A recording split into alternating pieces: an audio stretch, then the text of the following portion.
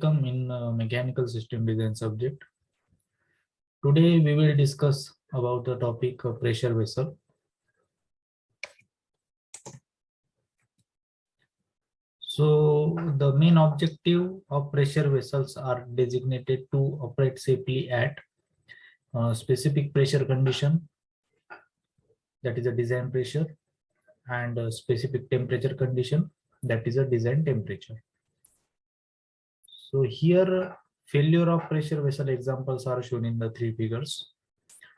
So this is the first figure where you can observe that the failure of pressure vessel occurs. This is the second figure where you can also observe the failure of the pressure vessel. This is the third figure where you can observe the pressure vessel. So our aim is to we have to design a pressure vessel in such a way that it should operate safely at specific pressure or design pressure, as well as working pressure and specific temperature or design temperature. The examples of pressure vessels are reactors, then separation columns, then flash drums, heat exchangers, sugar tanks, and storage vessels. Now in this diagram, you can also observe one diagram of a pressure vessel or storage vessel.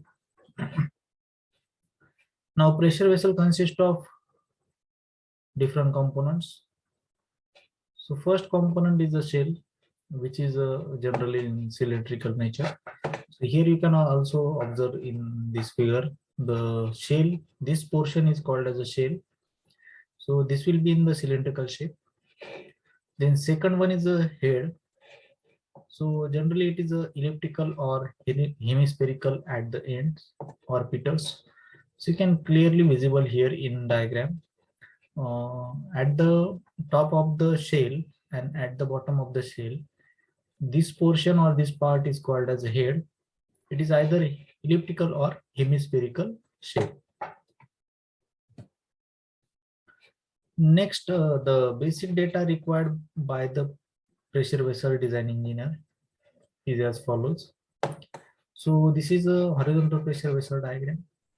Now, if you want to design such a type of pressure vessel, then a design engineer should require some basic data.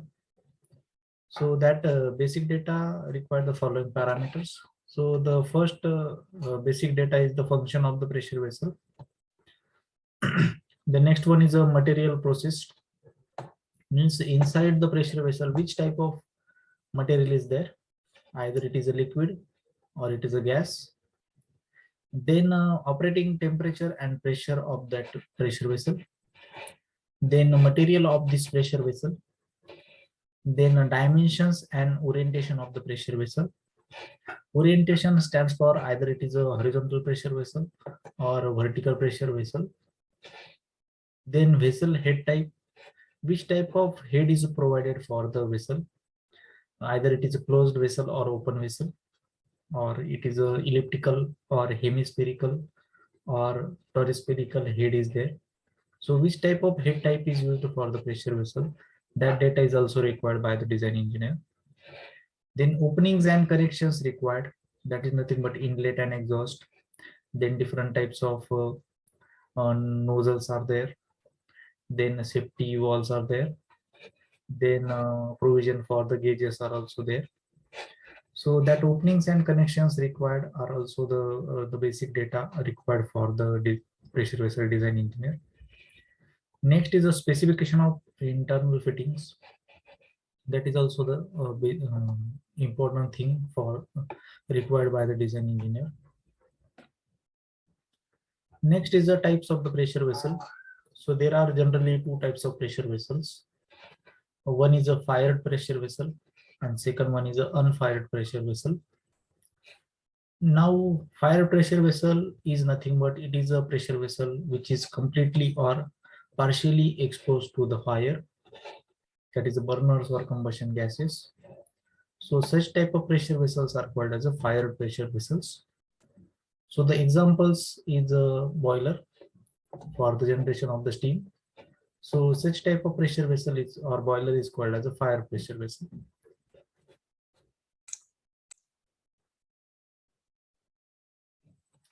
So second example of fire pressure vessel is a thermal oil heater. So this is also called as a fire pressure vessel. Boiler and second is a thermal oil heater are the examples of fired pressure vessel. Next one is an unfired pressure vessel. So as per IS standard 2825 categories, any pressure vessel which is not exposed to fire is called as a unfired pressure vessel. So the pressure vessel which is not exposed to fire is called as a unfired pressure vessel. A pressurized tank storing of the air, nitrogen, ammonia, or natural gases are called as a unfired pressure vessel.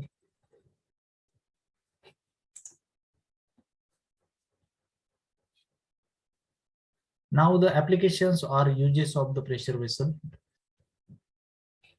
So the industrial compressed air receiver, domestic hot water storage tanks, divine cylinders, distillation towers, pressure reactors, autoclaves are the examples of the or uses of the or the applications of the pressure vessel.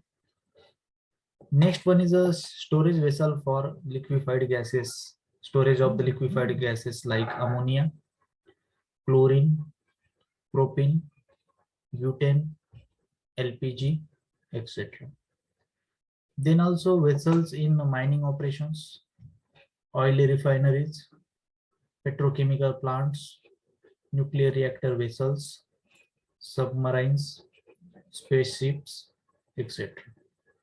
Also uses of the vessels, pressure vessels in reservoirs like pneumatic reservoirs where we can store the fluid, hydraulic reservoirs under the pressure, rail vehicle air brake reservoir, and road vehicle air brake reservoirs, etc.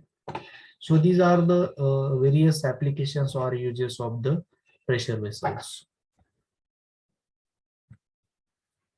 Next one is an unfired pressure vessel.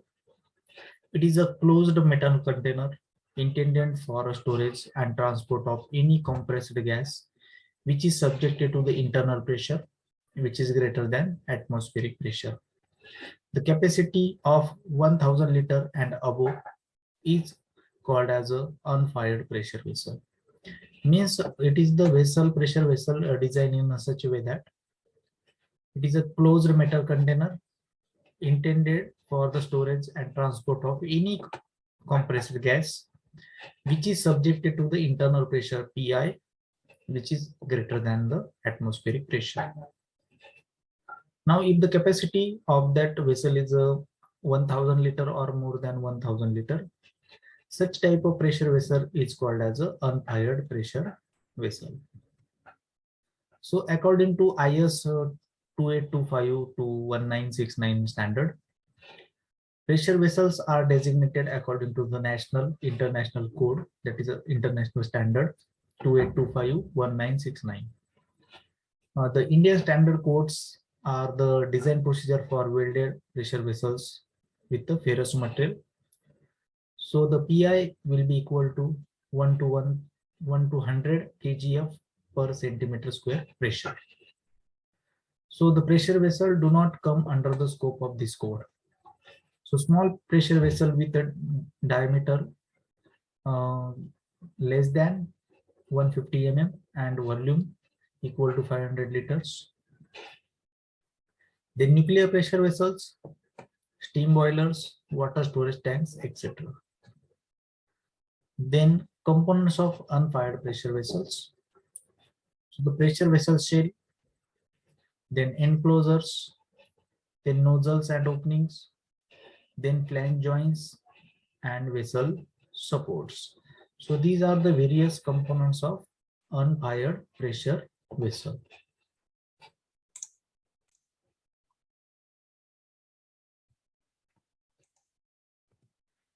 Next, pressure vessel is formed by the joining of the various sheets.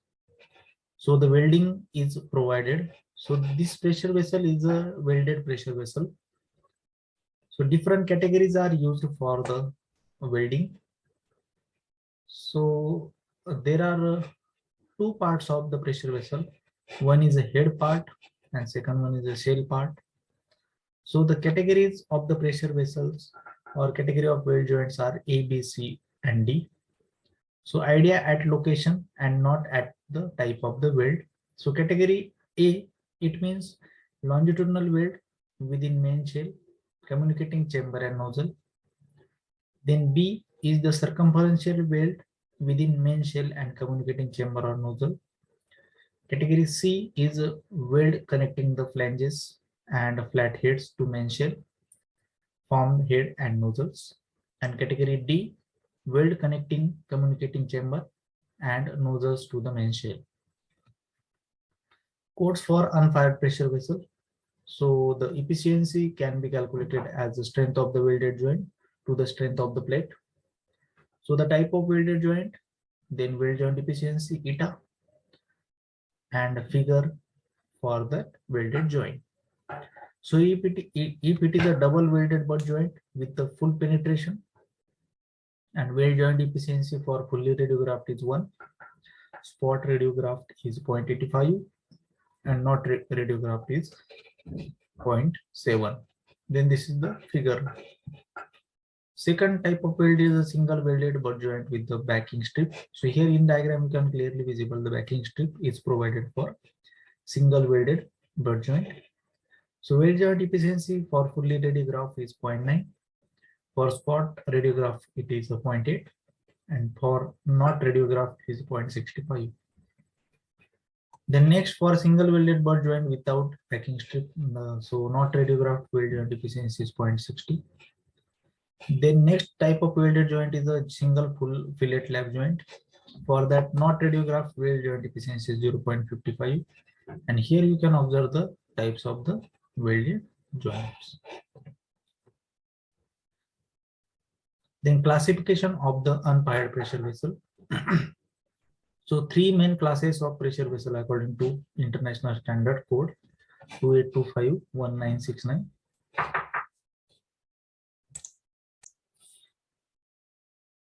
So the three classes of pressure vessel according to the IS code 2825-1969. Class 1 with fully radiograph. So double butt welded joint is used, but with the backing strip. And for toxic material or toxic liquid or gaseous, these type of pressure vessels are preferred. Then that pressure vessels are operated at below -20 degrees Celsius temperature. Then class 2 generally spot radiography is used. Then double butt weld joint but with the backing strip are the preferred for the class 2. Then for class 3, you can observe it can operate the pressure vessel can operate at the temperature 0 degrees Celsius to 250 degrees Celsius. And generally visual inspection is carried out. Then vapor is a 0.35 to 1.75 megapascal.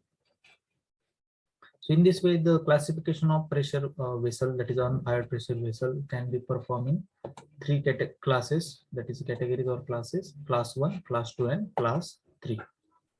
So the visual radiography is used for the class 3.